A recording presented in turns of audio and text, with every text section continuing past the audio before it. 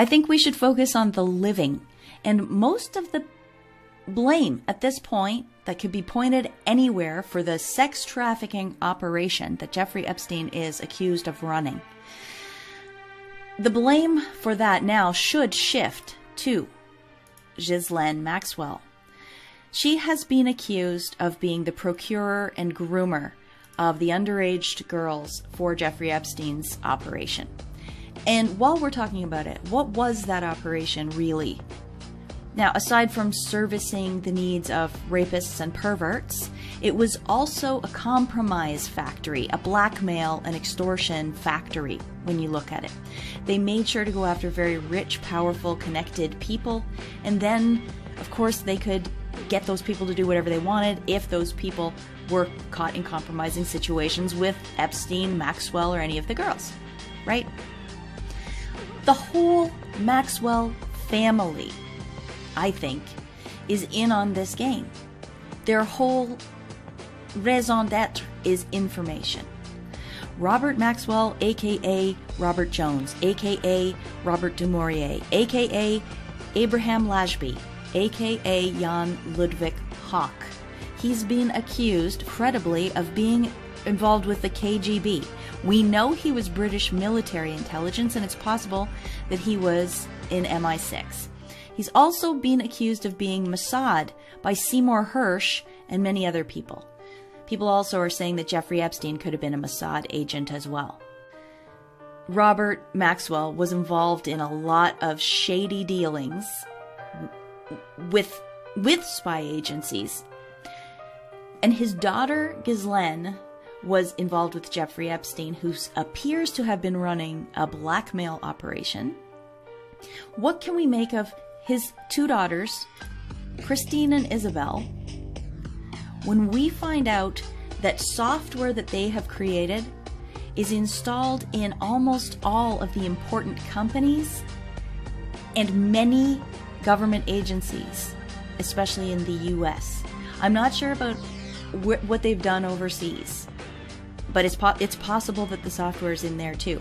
But you'll see as we go along that the penetration of Maxwell-linked software into our way of life and our most important systems is deep. It's very, very embedded in there. Now, I'm not alleging, I can't prove that there's anything wrong with what these women did. Illegally, so to speak. But, given the history of their family members, and as you'll see, given the connections with these software companies and who the players are, one can imagine that there might be backdoors in some of this software. And if so, this should alert everybody to how badly the US has been compromised. I'd like to draw your attention to this, to 1999, when Gilead partnered with Hewlett-Packard. If we go back here to how globalists are e-managing us, it says that Gilead jumped from the shadows recently by announcing a $24.5 million investment from Hewlett-Packard Company. The two companies also formed a strategic alliance in which Gilead will use HP servers, while HP will explore how to use the startup's search technology in its products. HP will explore how to use Gilead's search technology in its products, its servers. HP made servers. Now look at this. Carly Fiorina started as Chief Executive Officer for HP in 1999. In a September 2015 interview with Michael Isikoff, Fiorina said that in the weeks following the September 11th terror attacks in 2001, she received a phone call from Michael Hayden, then the director of the National Security Agency, asking her assistance in providing HP computer servers to the NSA for expanded surveillance. Fiorina acknowledged she complied with Hayden's request, redirecting trucks of HP computer servers that were on their way to retail stores over to Washington's Beltway. And now this picture looks like this. Christine Maxwell's Gilead goes into the FBI. Ghislaine Maxwell's Gilead plus Hewlett-Packard servers went to the NSA and possibly the CIA. She also, very likely through information on demand, works with the Library of Congress. Do you see how deep this goes? And one more thing about Christine before we move on to Isabel. Ghislaine Maxwell prepares and presents first ISOC discussion paper to UNESCO. This is the Internet Society, and this was in the year 2000. It says it on here somewhere. Oh, here it is. InfoEthics 2000 conference. So she works with the UNESCO, which is in United Nations. If we look at what we've got so far with the Maxwell family, we've got Robert Maxwell, suspected Mossad, KGB, possibly MI6, with his daughter Ghislaine and her friend Jeffrey Epstein creating a sexual blackmail operation, influencing very powerful people and scientists in particular, and it also a source of dark pool funding. Jeffrey Epstein supposedly was a financial advisor to all these billionaires, but was he really? Maybe he was just a conduit for their money to go to finance some creepy Frankenstein science projects. Robert Maxwell's other daughter, Christine, creates information on demand, Magellan and Gilead. Gilead, between these three, they're in the Library of Congress, the National Security Agency, the FBI, the Treasury, that's by extension of the FBI contract, possibly the CIA, HP servers, and she works with the United Nations and is an advisor to UNESCO. Isabel Maxwell, of course, was partners with Christine in the Magellan search engine, which sold to Excite. But the big deal with Isabel is this company, ComTouch. Apparently, she was asked to be president of that company, I think 1997 or 1999. We'll get to it in a minute. In this article, Daughter of Invention in The Guardian in 2000, they talk about Isabel Maxwell coming on as president of ComTouch.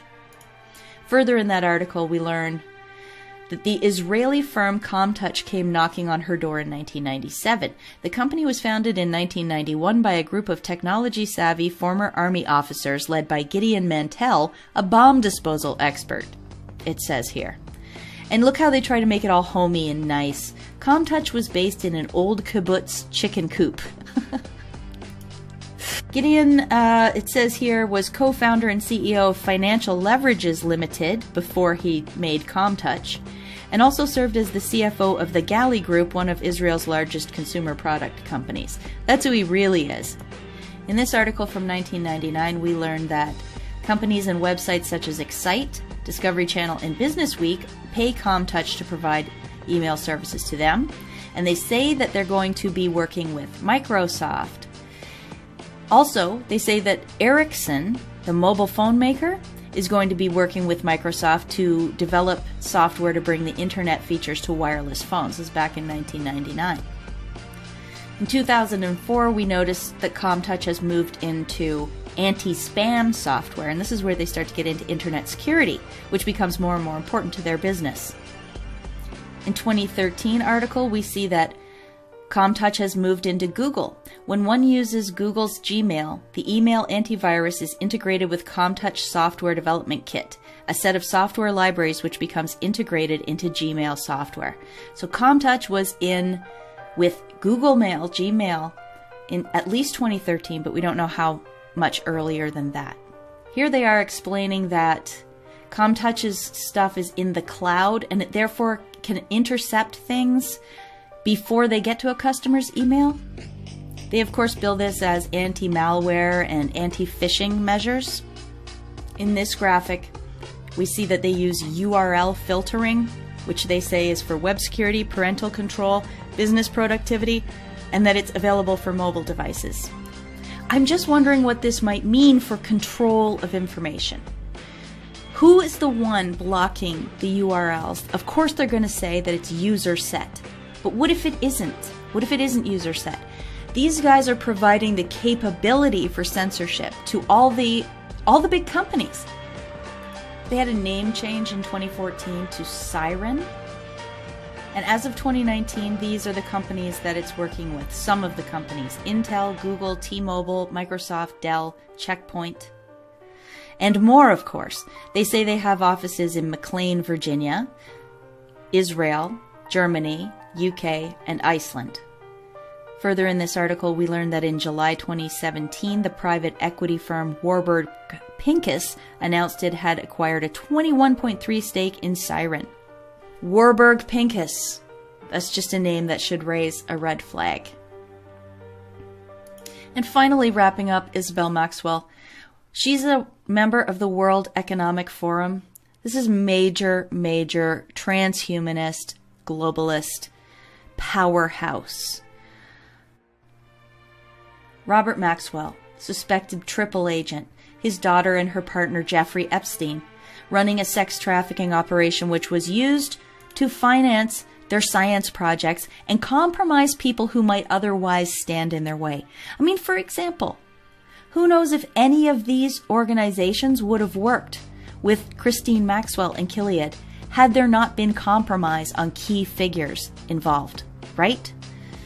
And then we have Isabel, who through her specialty multilingual listening device equipped email service working with an Israeli firm got into all of these companies, major companies, and more. And all of them have ties to these globalist organizations.